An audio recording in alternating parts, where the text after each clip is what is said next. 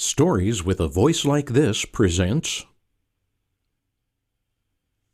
Old 104 Rides Again, written by Carrie Steinweg and illustrated by Javier Duarte.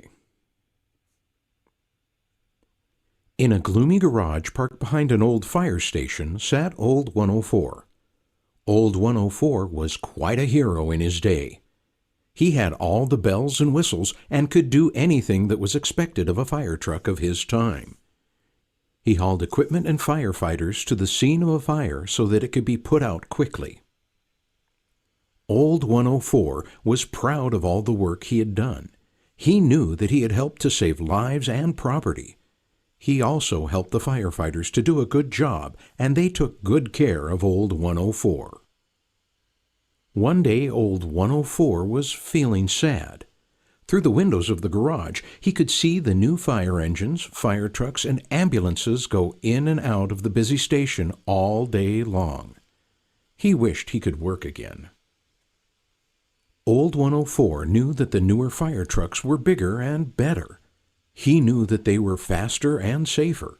Still, he longed to one day be able to help and race to a fire again.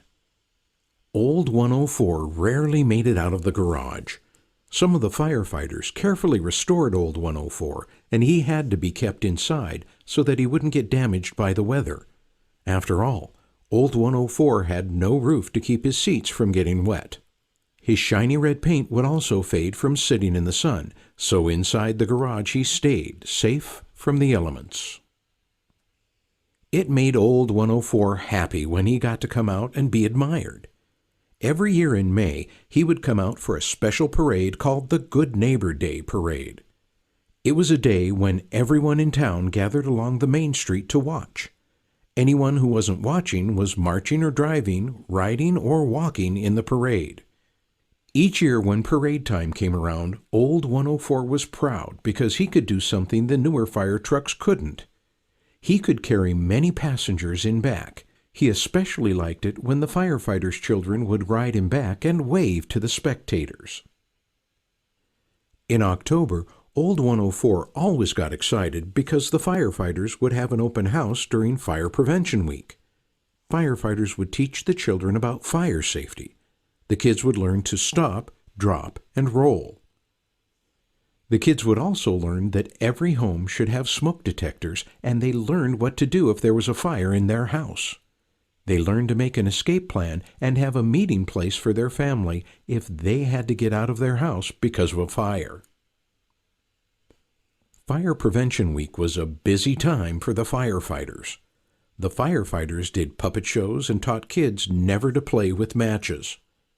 The firefighters showed children their equipment. They explained to the kids how it worked and how it helped to keep them safe.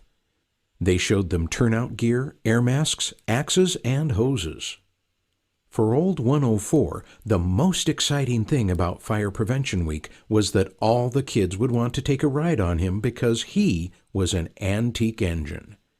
Even though he was old, he knew he was special. Because most of the firefighters only knew how to drive new engines, there were not very many people who got to drive Old 104.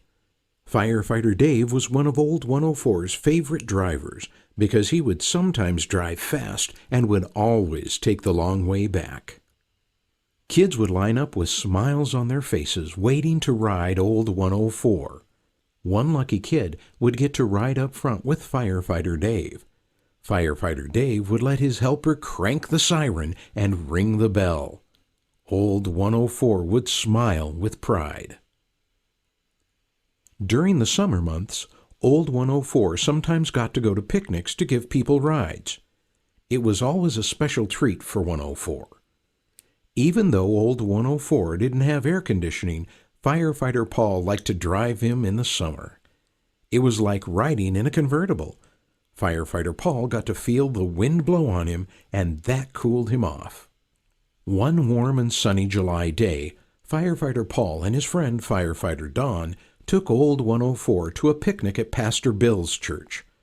Pastor Bill was the chaplain for the fire department, and the firefighters knew him well. Firefighters Paul and Don were happy they could take some of Pastor Bill's friends for a ride. Firefighter Don loaded up the first group of riders and jumped on the back of Old 104 with Pastor Bill. "Everyone's on! Let's ride!" called Firefighter Don from the back. Off they went, with Firefighter Paul's lucky front seat passenger ringing the bell.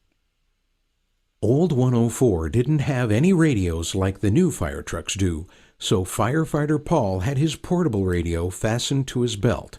Suddenly, a long, loud beep could be heard from the radio. That meant that there was a fire in town. Firefighter Paul quickly turned around the block and dropped his passengers off at the church. The fire was just a few blocks away.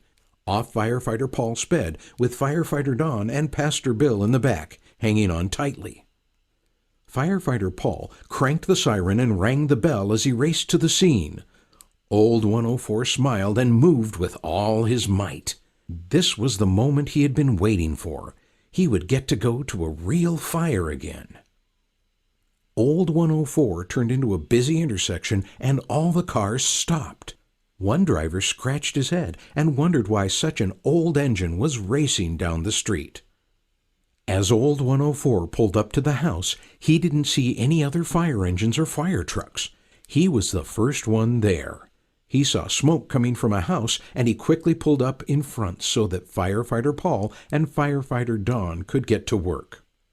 As they ran to the house to make sure no one was inside, up pulled 103, the newest engine in the fleet. He was surprised to see Old 104 at the scene. Firefighters jumped out of 103, putting on their masks and unloading their hoses so that they could put the fire out. "Good work," said 103. "You are old and worked many years to help keep people safe. Today you helped us again, and we are grateful." Old 104's hoses were old and didn't even fit the newer fire hydrants. It didn't matter. He had helped Firefighter Paul and Firefighter Don get to the fire. He was able to work again, just like he had always hoped. Back at the fire station, after all the work was done, the fire chief had a party for Old 104. The firefighters washed him and dried him just like in the old days. They gave him a good wax, and instead of taking him right back to the garage, they parked him outside for the rest of the afternoon and evening, so that everyone could see the hero of the day.